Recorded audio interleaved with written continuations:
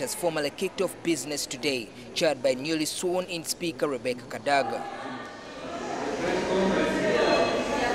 The agenda on the order paper was induction of the just elected MPs into the rules of procedures of the House.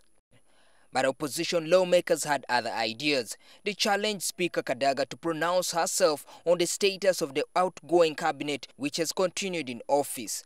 Opposition lawmakers, led by Bugwere MP Abdu Katuntu, says this is illegal. So anybody holding office as vice president, as prime minister, as attorney general, as a minister, without the approval of this House, is doing it illegally. Their concern is whether any decisions they will make on behalf of the country can be binding while their status as ministers is questioned.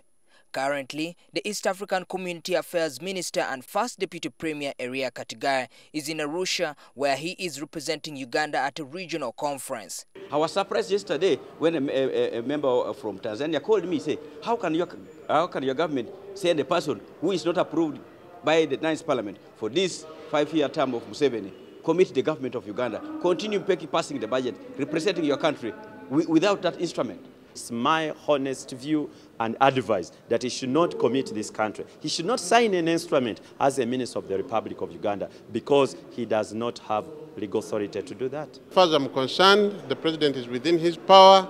He's the manager of this country. He cannot allow a crisis of vacuum to continue. However, Speaker Rebecca Kadaga says she has a request by the president seeking to extend the term of his outgoing cabinet. The letter is dated 16th May 2011, a copy of which NTV has seen. It was written through the Prime Minister Apollon Sibambi and says the president is empowered by the Constitution and other enabling laws to make such a request. While debating the rules of procedure, later on some lawmakers called for a trimming of the powers of the Speaker of Parliament in case a wrong decision is made. But in the future, if we have a very reckless Speaker, for example, who can make rules which are not in accordance with the law, it should be provided for a member to challenge the ruling of a Speaker. Although I know it's not provided for in many liberal democracies, but in Uganda, which is a liberal democracy, we wish to propose for changes.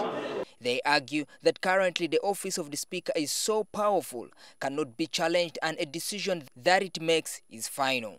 Another bone of contention is the Appointments Committee. Some MPs want all members of the House to participate in vetting key national appointments. One, and make their proceedings public. Second, we need interviews which the public should follow. And secondly, after their report has been made, the Appointments Committee report, it should come to the full House for debating. Currently, the Appointments Committee is limited to the Speaker who chairs it and a select membership whose role is to vet appointments of ministers, judges among top appointments.